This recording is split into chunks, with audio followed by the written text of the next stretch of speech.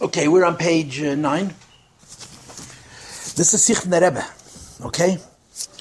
Now there are two Sikhs in Rebbe that I want to learn, because I want to speak to two ideas that the Rebbe talks to in the Sikhs about Bris Mila. Okay, very quickly. We did a Rambam, we did a Medrash, we did a Moed Nevuchim, we did a Tanya, and we did a Torah. We so far did 5 different Svarim about Bris. This is the Rebbe. Now, how do I say this in the most succinct and direct and explicit way? The Rebbe once said about himself, the Rebbe once said to somebody about himself, if I don't create new ideas, why am I needed?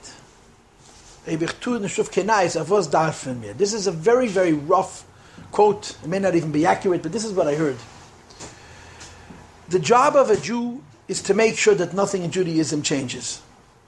The job of a Rebbe is to make changes. Because a Rebbe is the only individual who has the capacity to change everything for the purpose of making sure that nothing at all changes. I told this to you before that I once did a talk for the Rebbe, and the topic was, the Rebbe who changes so much that nothing at all should change. That's what a Rebbe does. Every Rebbe, every Nasi B'Yisrael has a different daughter, a different generation. And based on the needs of his generations, he makes adaptations. He does what he needs to do. Shinuyim himizak, but the shinuyim are not chas v'sholem changes to diminish or to water down or to make socially acceptable, but it's to preserve the ancient, that nothing should change. Unfortunately, our Rebbe came after one of the most tumultuous periods in the history of the Jewish people. Like I always tell you, the first half of the last century destroyed Ashkenazic Judaism. The second half of this century destroyed Sephardic Judaism. The establishment of the State of Israel has several million victims. The Sephardim lost their identity, lost their land, their culture, their tradition. And there was one man, one person, I really believe this, who stood between the total collapse of the Jewish people, Ashkenazim and Sephardim, and that's the Rebbe. And the Rebbe worried about every Yid in the most remote corners of the world. And he also came up with incredible innovations, chedushim, to provide the tools to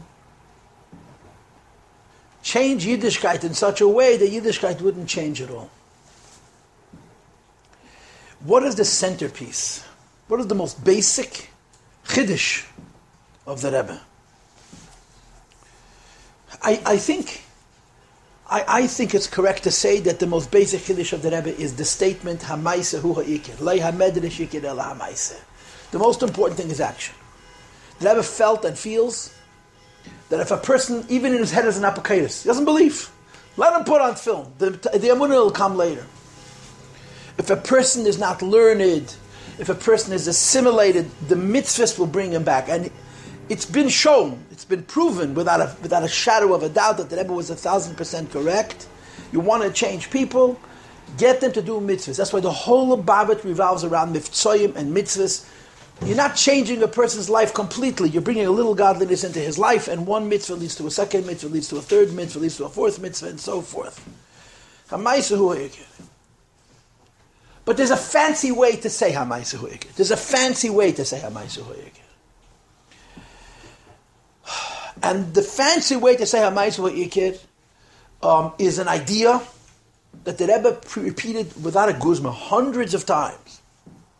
This idea you have in Chassidus from the Rebbe and before. B'klal, ideas that the Rebbe said you can find earlier in Chassidus, especially in Tanya. But the Rebbe said it once, the Rebbe said it 100 times. And that idea is what we call דירה בתחתונים, making this world a home for HaKadosh Baruch Hu on the lowest level. Or in other words still, it's what's called ביטול הגזירה, the nullification of the divide. The word gzeira means a decree. But the word gzeira also means a separation, like legoizer yamsav agzara. The philosophical, the mystical, the haskalah way of saying, Hamais hu ha'ikir. And דירה בתחתונים is called ביטול הגזירה, the nullification of the degree, which I'm going to be talking about momentarily. We're talking about it in a minute. Just a story. Stories are always the best thing. The Rebbe's mother was interviewed about her son. We know very little about the Rebbe. It does go without saying. We know very little about the Rebbe. We know much more about the Frierdiker Rebbe and the Rebbe Rashab than we know about the Rebbe, because the Rebbe never talked about himself. And he made him seem, whenever the Rebbe talked about it, like a regular kid. There was nothing regular about the Rebbe. The Rebbe was never a child. But the Rebbe's mother passed away in 1964. And Nun ben Yechanan, Nissen Gordon, Olav Shalom, interviewed the Rebbe Tzimchana and wrote an 11-part series called The Zibite Lubavitcher Rebbe, published during her lifetime in the Yiddish Shehem. In other words, there are a bunch of stories of the Rebbe's childhood that, as much as the Rebbe would rather we don't know them, his mother told those stories, and once the stories are out and about, they're out and about, and they're authentic. They're true stories, because they're stories that Nun ben Yechanan was a pen name. His name was Nissen Gordon. He's related to Itchamayr HaKoyen. Nissen Gordon was the oldest of the Gordons. There were 4 Gordons. There was Nissen, and then there was Shalom Ber, and the Lagos Yisrael, and they had a sister. His name was Esther. Yechanan Gordon's children. Nissen Gordon was the oldest. Nissen Gordon came to America. He was already a teenager, or maybe even an adult. And he was what you would call a modern man. He wasn't a modern man because he was a modern man. He was a modern man because in America there was nothing for him. His younger brothers learned to time Chetmimim. The other brothers learned to hear, and the Chassidish Yidden. Nissen Gordon didn't look like a chassid, but he had a fire of a chassid to the last breath of his life. He was clean shaven, but he was a Yechanan Zakint, and you read his writings. They're very, very, very special. And Nissen Gordon interviewed the Rebbe's mother and wrote an 11-part series about the Rebbe's childhood. And one of the stories he writes in that collection, which means he heard it from the Rebbe's mother, which means it's a true story, is, as you all know, the Rebbe was a recluse. The Rebbe wanted nothing to do with people, which is so interesting, because the Rebbe's nature is to be by himself. The Rebbe doesn't need anybody. Him, books, and the universe. And he was very busy. The Rebbe didn't waste a second of his time. And the Rebbe's mother said that there were several occasions where the Rebbe closed the book and he became a public servant. He did things against his nature. There were several times that the Rebbe Pasha closed the Gemara and he went to help people. One of those times was in the late 1910s. The Rebbe was a teenager, 16 or 17 years old, 18 years old. And there was, Rahman al-Atzlan, an epidemic of typhus, Sifnoi Tif. Then, 100 years ago, typhus was a contagion. It was spread by casual contact, very easy to get it. And there was no cure. If people would get typhus, typhoid fever, they called it, the solution was quarantine. But not like we have quarantine. They would take anybody who was sick, they'd put him in a sanitarium, they'd put him in a house, and let him die, just like they do in Cuba. So, of course, what ended up happening is if someone in a certain family got typhus, you didn't tell anybody, because you didn't want your family members put away in quarantine, so then more people got sick, and it was a whole fiasco. People who have typhus, I don't know what it is, are in a lot of physical pain. They're always thirsty. I don't know the details, but I just know that you have to literally clean their tongue from some kind of unpleasantness, and they have to be taken care of. The Rebbe closed his Gemara, and he went from bed to bed helping people with typhoid fever. And he caught it himself. The Rebbe was very, very ill for a few weeks. There was a period of time that the Rebbe was delirious, in quotations. Meaning to say, it looked like he wasn't in control of his faculties. The Rebbe's mother said that during this period that the Rebbe, who was a teenager, who was your age, was in this state of delirium, he was muttering, he was talking, he was saying things. And if you would lean over and you would listen what he was saying, this is the Rebbe's mother telling the story, he was talking about how great are the higher worlds, how great is Atzilus, how great is Ein Sof, and that it's worth leaving the higher worlds to come down into this world to do a physical mitzvah. The Rebbe was verbringing in the trop of דירה Shvi when he was a teen. In other words, the Rebbe was our Rebbe when he was a little young man. The most important thing is action. You go away from the highest levels, the highest worlds, to do a physical mitzvah in the physical world. Now, what is the medrash? What is the medrash? The reason I'm telling it to you by heart is because I chose this sicha from Chelek Gimel. There are many sichas on Bris Mila. I chose this one for whatever reasons, but in this sicha, this medrash is not brought explicitly. So I want to say it Baal Peh, even though it's in 100 sichas. I mean, this is a medrash which is one of the Rebbe's most important medrashim.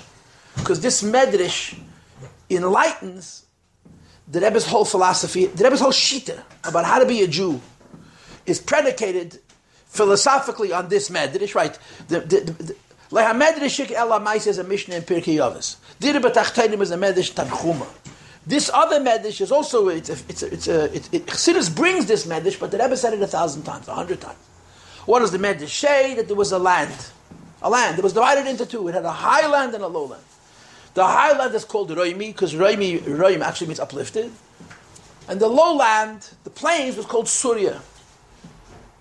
And the king, which is Syria, the king made a gzeira, the king made a decree, El Yoinim lo yed le Tachtainim, and Tachtainim lo yal lo Yoinim. Those who are above cannot descend below, and those who are below cannot descend above. In other words, he had a country, he divided it in two, says he can't cross from one side to the other. One day, that's what the Medrash goes, the king got up and he says, I'm mavatal the gezeidah. I'm breaking the decree. And again, in Hebrew, the word gezeidah means a decree, and the word gezeidah means a divide, a cut, a split, like legoizer yamsef legezor. So the king announces, I'm mavatal the gezeidah, I'm nullifying this decree, and he announces, El yenim yedel tachtainim, this that's above can descend below, and tachtainim yal el yenim, what is below can ascend to above. And then the king does one more thing. He says, V'ani ha'maschel, I'm going to be the first one to violate the decree. In other words, the way I'm going to demonstrate that I mean it, that we're going to be mavatal this gezeidah, is I'm going to be the first one to cross the border from Roimi, from the highland to Surya to the lowland. This is the medrash. And then the nimshal is, when the Eibishter created the world, he created a separation between al-yonim and tachtainim, and higher levels and lower levels. What that means practically is, a human being had two choices. I could be spiritual, and if I'm spiritual, I have to divorce myself from the physical world because there's no compatibility between spirituality and physicality, or I can be physical. If I choose to be physical, I'm going to be steeped in it, I'm going to be, so to speak, immersed in it, and will have nothing to do with spirituality. The consequence of this Rabbi is, if you're familiar with Kabbalah and Chassidus, before the Eibishter gave the Torah, they were incredibly great neshamas. Incredibly. It seems like they were greater than the neshamas even of Rabbi and of Yosef HaTzadik and the highest neshamas. For example, there was a Yid named Musa, there was a man named Chanoch. They were not Yidden, they were actually Goyim. And Shem. These were incredibly spiritual people. They lived in sort of this very, very spiritual, almost intangible reality. They were unbelievably holy, but they had nothing to do with the world. Then, of course, you had people who elected to be involved in the world, and they had nothing to do with spirituality. We all know the end of that story. The end of the story was that there was a mabul, that we should destroy that world.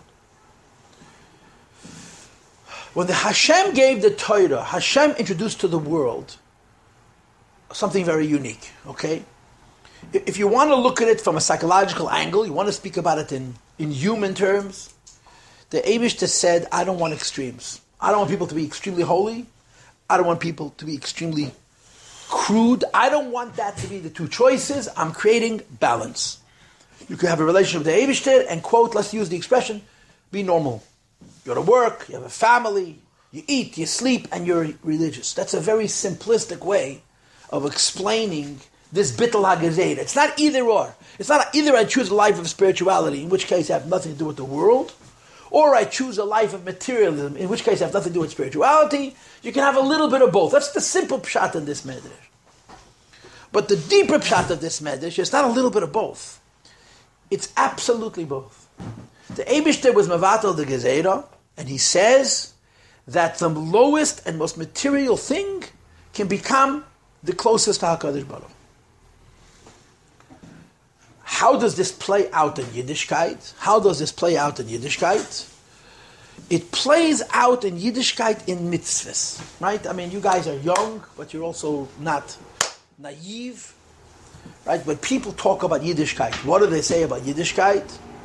They say about Yiddishkeit, it's a religion of ritual.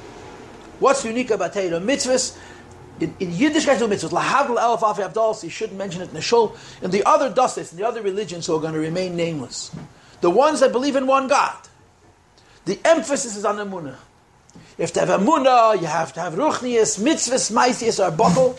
The Rasach calls it bittul mitzvahs. You don't have to do mitzvahs. All you have to do is believe and pray and be spiritually connected and so on and so forth. In Yiddishkeit, mitzvahs, ma'ases are very important. Why? Why is it that in Yiddishkeit the most important thing is physical mitzvahs? Now, there's a simple answer to that question, a simple psychological answer to that question, which is really what the Rebbe is teaching us.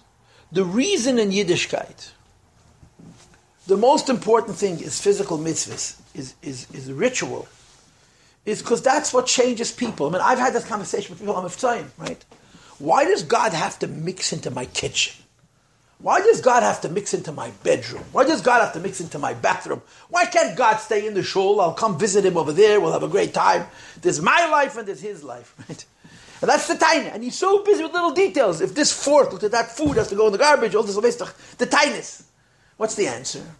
Why does it bother you? Why does it bother you? Why does it bother you that the Eibishter mixes into your kitchen, into your dining room, and into your car, and into your clothing, and so on and so forth? The answer, of course, is inconvenient.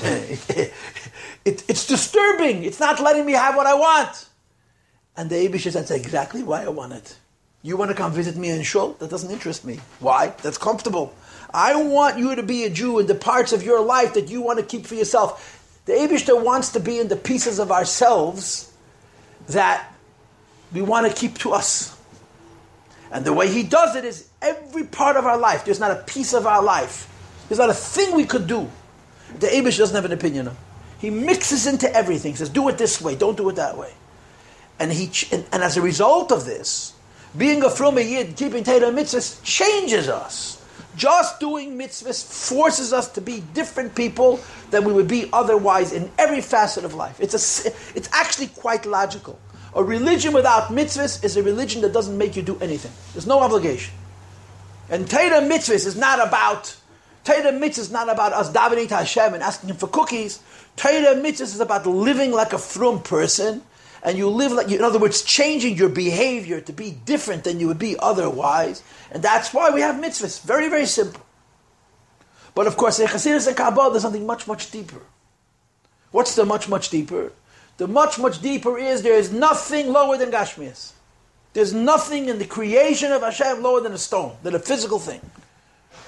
And there's a commonsensical, logical argument that says that the lower something is, the higher its source is. It makes sense. If something has fallen lower, it's a siman, it came from a higher source. So the physical world, the physical thing, which is the lowest thing the Eibishter created, has the highest source. What's the taich bitul agzera? What does it mean Hashem broke the decree? Hashem broke the decree means we can take physical things and make them godly. When you take a pair of tefillin and you prepare them, lishma, however you have to make them, and you put them on your arm, and you make a bracha, and you wrap them around yourself, and you have a kavanah about Yitzias Mitzrayim, and about Mayach Shal Talalev, and about Achdas Hashem, all the kavanas you're supposed to have when you're putting on tefillin. The most important thing is that you put the blocks, as an African-American man once asked me to do for him in the hospital, on your physical hand. That's the mitzvah. Why? Because the physical matter of the leather, the physical arm of your body, dvarim gashmiyim, are made godly by putting on tefillin. That's such bitul agzera. Bitul agzera means we bring Hashem even to the physical things. To say what I just said in different words, we do not believe in, Judaism does not believe in symbols. Matzahs are not symbolizing something. A lulav isn't symbolizing something. Now, a miftzayim, when somebody asks you, what is the meaning of this? You say the matzah symbolizes freedom, the matzah symbolizes bread of affliction, all kinds of stuff. But the truth is, we do not have symbols. Mitzvahs don't mean things. Mitzvahs are divine acts. Putting on tefillin is not because of what tefillin means. Putting on tefillin means there's God in this leather strap. Putting a mezuzah on your door, eating a piece of matzah, shaking a lulav, doesn't mean that we're doing acts that represent, that remind us of this, that, or the other. It's elementary, it's basic to Yiddishkeit that you use a physical thing and doing a mitzvah. It's a godly thing. The lulav is a piece of godliness. The esek is a piece of godliness. Even the walls of the sukkah, and certainly the schach of the sukkah, have a certain kedusha. Godliness permeates a physical thing. So when you do a mitzvah, the most important part of the mitzvah is not what the mitzvah means. The most important part of the mitzvah is that I did it physically. More important than knowing the meaning of lulav is shaking the lulav. If I meditate for 10 hours on lulav, but I don't bother picking it up and shaking it, I haven't done the mitzvah. I picked up the lulav and I shook it for 1 second, and I wasn't thinking. What I was doing was makayim a mitzvah seder eraisa. Because in Yiddishkeit, the physical act and the physical thing isn't reminiscent. It's not a reminder of something spiritual. That's the mitzvah. Something physical is made godly. Now, I'm going to give you a personal opinion. It really is a personal opinion, but I believe this very strongly, which is nonsense. How can I believe very strongly if it's a personal opinion? But we believe in Tchias HaMesim, right? It's axiomatic. It's one of the 13 principles of faith. We believe in resurrection. I believe in Tchias HaMesim. What's the criteria for Tchias HaMesim? Any physical body of any Jew that did as few as one mitzvah comes back and physically exists again, right? When a person dies, they get buried. What happens when they get buried? They very, very quickly decompose. They very quickly rot. They don't last very long at all. There's a Gemara which implies, a Gemara in Sanhedrin, that if you want to read it my way, you'll hear the same idea, that burying a person in the ground is like planting a seed. You plant wheat, it grows, yeah? You plant cotton, it grows. You plant people, they grow. But there's a concept in biology which is called delayed implantation. Delayed implantation means certain animals get pregnant and the pregnancy remains dormant for a long time until you have the right conditions, and then the pregnancy develops and the baby's born. When a person is planted in the ground, you just planted a seed. Everything but the seed goes away. There's a seed left. This seed is called, the Rabbi spoke about it many times, it's called the etzem luz. There's a luz bone, a small bone that's from the back of the neck, that it says in the Holy Sfarim, was not affected by the Eitz Hadas Teva Ra, by the sin of eating from the tree of knowledge of good and evil, and therefore it's perfect, and there's no evil in it. So even though the whole body has to rot and decompose and go away, to get rid of our association with Bo Nocha Shal Chava, V'hitel Bo Zuhama, every human being has a little of Chet Eitz Hadas, because the Nochash planted it in Chava. The loose bone is unaffected by that thing for whatever reason.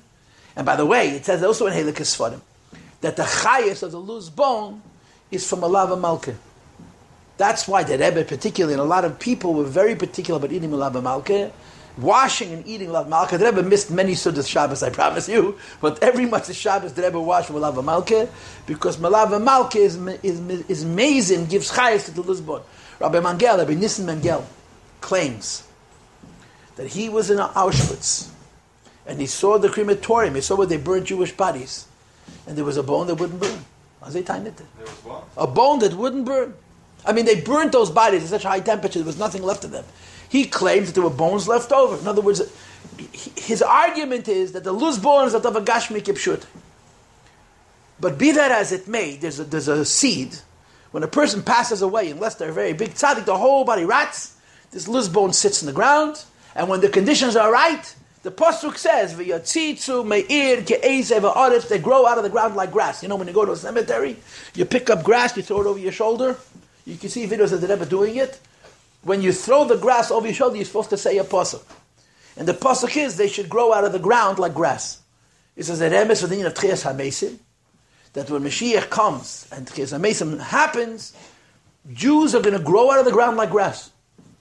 And it's almost as if you were to say that every person who passed away is planted, and the seed is waiting for the conditions to be right, and when the conditions are to be right, they grow out of the ground. And just to complete the drama, the Gemara says that when we come back at Tchias HaMesim, we're going to come back just the way we were when we passed away. In other words, if we passed away ill, we're going to come back ill, and then we're going to get better. Okay? Now, what is the concept of Tchias HaMesim? Why is Tchias HaMesim important, and what is the concept of Tchias HaMesim? The answer to this question, Rabbi says, is a very, very important thing. Now, I want you to understand. I'm telling you now what's in Chassidus and Kabbalah. There are different shittas about Tchias HaMesim. I believe that the Rambam has a very different shita about Tchias HaMesim. Okay? But what is the Chassidic shita about Tchias HaMesim? The Chassidic shita about Tchias HaMesim is a very simple one. God is eternal. Period. Hashem is forever. Not only is God eternal, godliness is eternal. Elokus is eternal. And eternal means kipshute, it lives forever. If a Yid did a mitzvah, one mitzvah, For example, I know this for a fact. I have friends who've had this experience. A baby chas v'sholom passes away early. Sometimes they'll even give him a bris posthumously. After he dies, they give him a bris. It's negei and tchias hameis. Somebody that. Many years ago, we lost a child. So we know all the people who suffer in this way. I mean, it's so many years ago. Yes. They gave them a name before, I think.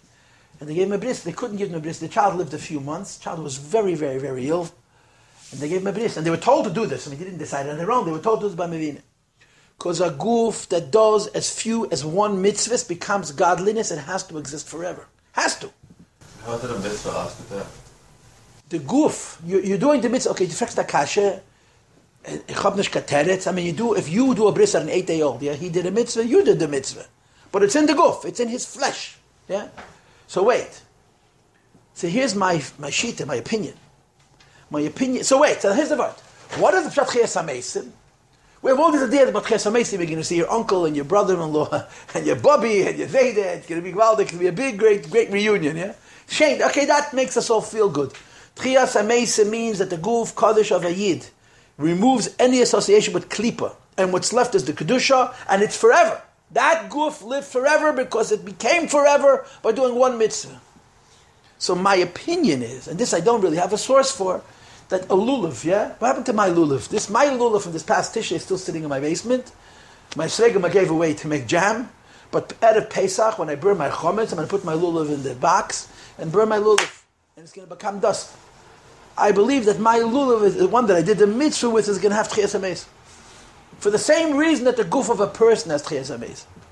Because tchias hameis means that we actually made a real change. Hashem made a world. The world is klipa. The world is nothing. It's a lie. A guy from Barapak wrote me a question. Isn't it true that nothing is ever lost, everything is forever? Yeah, I said, of course nothing is never lost. But if something is klipa and it dies, it's still there. But it doesn't come back in the form that it had as a klipa. It comes back in a different form. When a body decomposes, it doesn't disappear. The eish, ruach, mayim, and ofer, right? The compounds of that body, the carbon that made up that body is now in the earth, and it gives life to other animals and other plants. And eventually, the Rebbe said once that this matter of our goof, this physical chaymin of our goof, that once upon a time was the goof of another human being. I heard it from the Rebbe myself. Because it's recycled. But the idea that the same goof should come back, not that the same goof should come back, anybody that did a single mitzvah, and a body I don't mean a person, a physical goof, becomes an Inyan, Yitzchim has Chiyas HaMeisim. So I believe every coin, every dollar bill that was put in a pushka will have Chiyas HaMeisim for the same reason that a human being has Chiyas HaMeisim, because there's an eternity in the Geshem. That's the Taich HaMaisa Hu HaIker. That's the taich lasas leis barach דירה בתחתונים, and that's the taich omed hamelach ubitul הגזירה. The king broke the divide, broke the decree, and the king established that a physical thing can be made godly. Go ahead. The person's claiming it, and why does he need to pass away? Why can't he stay whole the entire time? He's claiming it's when he stays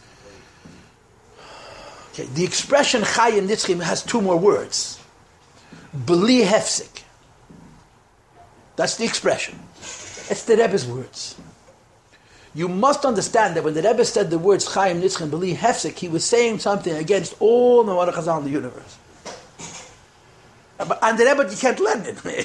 In other words, I know what's wrong with those words because the Rebbe told me what's wrong with those words. The Gemara says Hakeil Chayzan Le'afran. The Gemara says every single body has to return to dust. Before and Achakach Komel Nutchiyah, then have Tchias HaMeisim. Why? Because every physical thing has a little bit of the chet etzadas.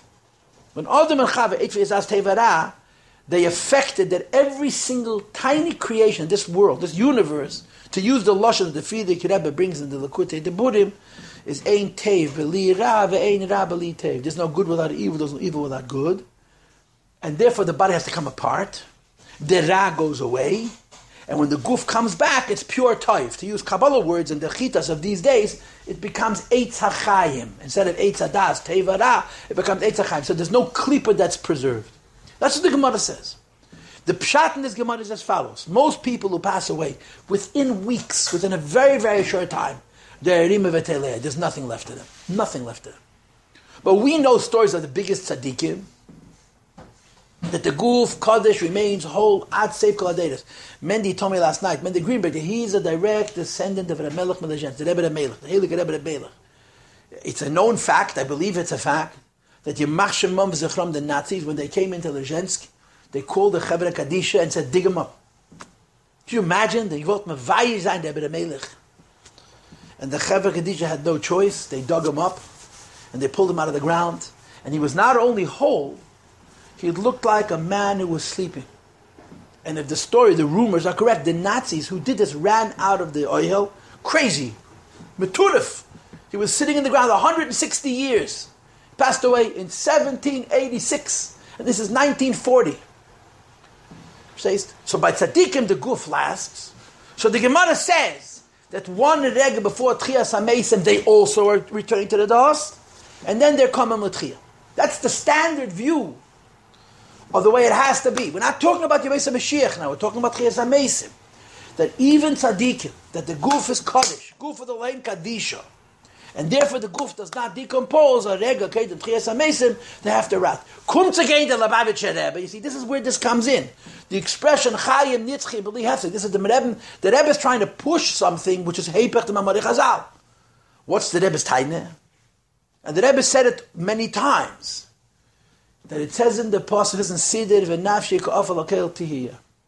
We say it every day in David. The Lecha did say it. My soul should be like dust. Which means I could be so humble, I could be so bottle, that people could step on me like you step on dust and it won't make a difference. And Derech Agav, Amaretchen Wegen the Rebbe of Melech, it's a story with him, with the Rebbe of Melech. What's the story with the Rebbe of Melech? That he had a sefer called Neim El Melech. And there was a big lamp, a big misnagid, a big Talmud Chacham, who had a copy of the sefer Neim El Melech in his house. But the Dachven HaGreisa misnagid. So we had a table with a broken leg. So he took the sefer Neim El Melech and he put it on the floor to straighten the table. That's what he did with sefer Neim El Melech. The Alter Rebbe visited this Litvisher Rov, and they talked and learning, and he was very nisbaf in Alter Rebbe's lomdus. He said, you know, I have a Chiddush sefer in my house called Neim El Melech, but I use it to support the leg of my table.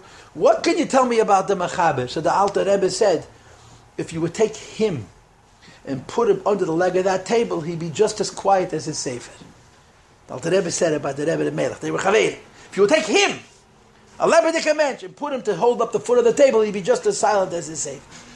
So the Gemara says that even the biggest tzaddikim chayzim la'afron, so the Rebbe says you could be mekayim, the inyan of chayzim la'afron, through bittul. V'nafshi ka'afal akelti. In other words, chayim nitzchi b'li hefsek is something that the Rebbe said 100 times, but it's heipach all the Chazal. Because the Chazal said that can't be. Why can't it be? Because every guf, since Chava has a shaykhis the klipa, and the klipa cannot live forever, so the body has to come apart. The klipa has to be dissipated, and only the kedusha come apart. The Rebbe says you can be mekayim it through bittul. You understand? So chayim nitzchem b'lehevzik is the tip of an iceberg. It's a gvaldike chiddush. It's heipach the Gemara.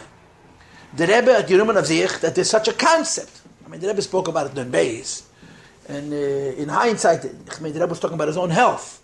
But many times he said it over and over and over again. But he said it earlier also, that through v'nafshi, being like dust, is the equivalent of returning to the dust without this union of Efsedas. So what I'm saying, when you get Lenidon, our conversation, that I believe that every pair of tefillin that was ever used, every sefer Torah that ever was written, every mezuzah that was ever put on a wall that was kosher, every lulav, every essay, every piece of matzah, they all have Tchias HaMeisim. For the same reason. You took a physical thing, you used it for a mitzvah. It's not a symbol, it's not a reminder of Elokut, it's a piece of Eibishter. And the Eibishter is forever. And that's Tchias HaMeisim. Tchias HaMeisim means the godliness of this world, which is every physical body that did every physical mitzvah. And every physical item with which these mitzvahs were performed exists again as Eibishter. It's an Inyan Nitzchi. Like I said before, this is predicated on these three different expressions. Expression number one is Hamaisa Hu Ha'ikir. Expression number two is Nesava Kodesh Baruch Uliyas Leis Baruch דירה בתחתונים. And expression number three is this idea of Bittul הגזירה. Hashem breaks the Gezerah. This ties into our topic. Our topic is Bris Mila. Our topic is Bris Mila. What's Bris Mila? Brisi bifsarchem. You make pashat a gashmi that can change in the goof of a person.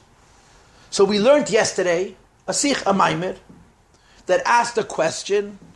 Avrohom Avinu came, Avrohom did all the mitzvahs. Avrohom even did the mitzvahs that Rabbanan. Why didn't he do a bris? So what was the answer yesterday? The answer yesterday is because there's milahol yoina, there's a higher bris, there's a lower bris. Avrohom could not do the milahol yoina until the Eibishter would command him. If he would have done the bris before, physically done the bris mila, he would miss out on the inyan of milahol yoina. So Avrohom says, I'm going to wait until Hashem commands me, so I should be mekayim the milahol yoina. The Rebbe has a different focus. It's not a steer, it's a different focus.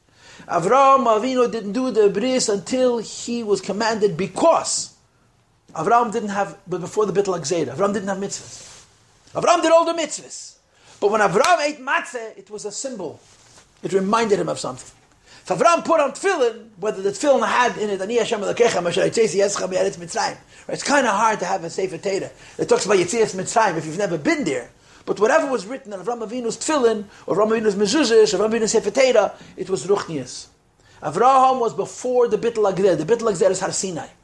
Like it says in the pasuk, Vayered Hashem al Har Sinai. First Hashem comes down on the mountain, and then it says, Vel Moshe Omar Alei. He says to Moshe, rise. That's the Aniyah Maschal. I'll come down first, and then people will rise up. By Matan Torah, Hashem broke the Gzeira. So Avrohom, Yitzchak, and Yaakov were very big tzaddikim, the holiest. They really were the holiest, and they're the most sacrificial. They gave to the Eibishter everything they had, and they achieved incredible closeness to HaKadosh Baruch Hu. But Avrohom, Yitzchak, and Yaakov could not make a physical thing holy. They couldn't. Like it says in Kabbalah, that Avrohom and Yaakov had sticks, maklas. Those sticks were the symbolic tefillin of Yaakov Avinu. After Yaakov Avinu laid out these sticks and he did tefillin, he could have taken those sticks and used them for firewood. He could have taken those sticks and used them for posts for a fence to keep his cattle in. There was no kedusha in the stick. Why? It was koydem bittul agzira. If Avrohom Avinu ate a matzah, there was no kedusha in the water and in the wheat of the matzah. There was kedusha in the idea of matzah. But the physical thing did not have a kedusha because it was koydem bittul agzira. So the Avos did mitzvahs. And by the Avos, the mitzvahs were symbols, takeh. By the Avos, the mitzvahs meant things. They were not godly, they were symbols for godly things. Except for one. There's one exception. And the one exception is bris. The reason, according to the Rebbe Sichos, the reason Avrohom Avinu waits to be told to do a Bris Mila is because Avrohom wants that his Bris Mila shouldn't be a symbol. Shouldn't be a meaning.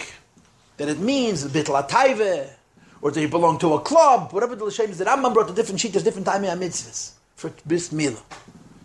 Avrohom was going to do Bris Mila only at that point, that by doing the bris, the physical bris would have a kedusha. In other words, Bris Mila becomes the only mitzvah that conforms to the rules of Bittul HaGazera before the Bittul HaGazera. At Matan Torah, Hashem made it possible for us to do physical mitzvahs. And when we do a physical mitzvah, it's not just a symbol. It doesn't just mean something. The most important thing is the physical act. It's more important to eat the matzah than to know all the kavanos of the Seder. It's more important to put up a mezuzah to understand all the meanings of mezuzah. It's much more important to shake a lulav to know what a lulav means. Before Matan Torah, it was more important to know what it means than to do it. Because when you did it, it only had a meaning. The exception was bris. So Avrohom was going to wait for the Eibishter to give him the mitzvah Bris Mila, so that his physical bris would have a kedusha. And of course, you all know the Mavusta Kash. It's a bemis. It's a funny thing. Avrohom Avinu has a slave. His name is Eliezer Eved Avraham, and he wants him to swear. That he's not going to give Yitzchak to Bnei Knan, to his own daughter, Dafka to the Bnei Choran. So he says in the pasuk, he says to his servant, Simna Yotcha Tachas Yerechi. What do I mean to Tachas Yerechi? Put your hand on my bris. That's what else. Put on the bris. What's that tznius to us? It's not a derech, it's not a menschheit to us. It's a pasuk in Chumash. What's the teretz? When you make a shvua, you put your hand on a sefer Torah, right? When you make a shvua, you put your hand on a sefer Torah. The Rambam describes the aim of a facha doing a shvua. There was no sefer Torah. Why not? Because even if Avrohom were to say Torah, the physical parchment had no kedusha. It was just the ideas. Avrohom had one physical mitzvah. He had one mitzvah that the geshem of the mitzvah had a kedusha, and that was bris. So Avrohom had no choice but to say simna yotchav. If you have to touch a chefetz kedusha, when you make a shvua, we touch a sefer Torah. Put the yamakan. You touch a mezuzah. Avrohom Avinu said simna yotchav. The only mitzvah that he had, that the gashmis of the mitzvah had a kedusha, was bris. Okay, this is the end of today's class. I didn't learn anything with you. We'll learn the sikha. I don't know. Maybe I'll ask Rabbi to again. Officially tomorrow is for chazorah, but we'll learn the sikha inside the mitzvah Hashem either tomorrow or next week. Okay, thank you for listening.